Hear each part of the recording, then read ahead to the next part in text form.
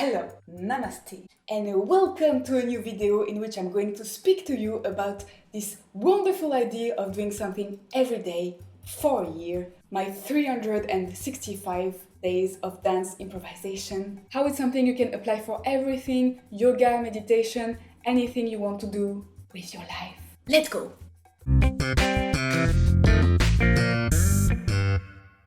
I am super excited to see you today. I'm very inspired by summer.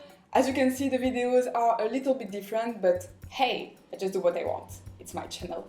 And I finished this project. I did a previous video about it. If you want to see the final result, go there. I have been doing dance improvisation because before training as a yoga teacher, I trained as a dancer. Now I teach yoga and I dance. And I wanted to challenge myself with this project of dancing more in the street. It's evolved a little bit, so some of the dances I made inside because of COVID temperature, of course. But I've been doing this every single day for a whole year.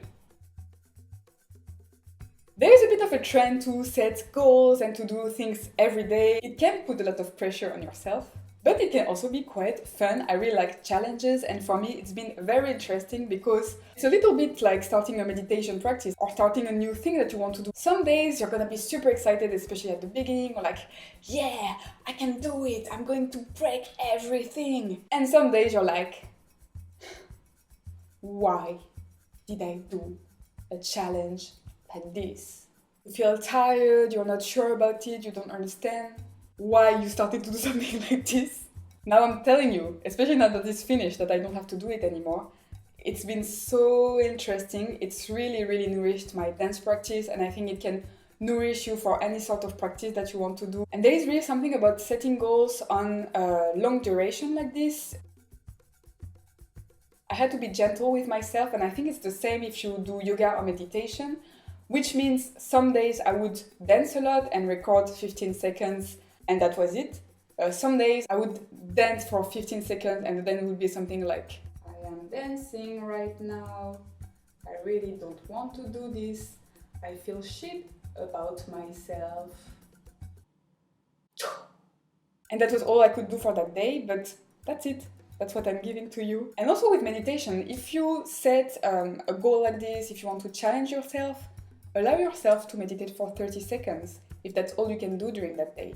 But it really builds you some sort of strength to have this rigor of doing something every single day for a long period, for a year, but also being soft with yourself and allowing yourself to just do a few seconds of that on the day that you maybe don't feel really good, that you feel ill. But that was interesting. I had a need to record it because I was sharing it on Instagram every single day, so I knew that some people were seeing it and I kind of couldn't say, okay, I'm not gonna do it today, because other people would see that I wasn't doing it. Even though they would probably not care about it, I was like, I've got to do it now. And also there is a very human aspect of it, because of course if you start doing something every day, it's going to impact the people around you. So I have involved some friends with it, I have danced with some members of my family, and it's been so beautiful. I also got some feedbacks and some people who told me that I was dancing in a place where they grew up, that it was bringing memories. Some people I haven't spoken with like for 10 years who contacted me because of this dancing. If you're sensitive like me, it's very heartwarming. Yes.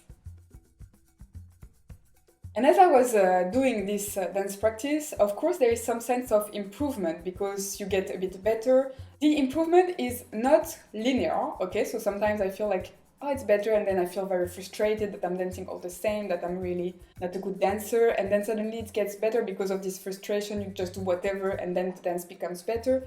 So there is something about building a practice like this, and I can see it with my yoga clients who have been teaching yoga for now more than a year, once a week, and they improved so much.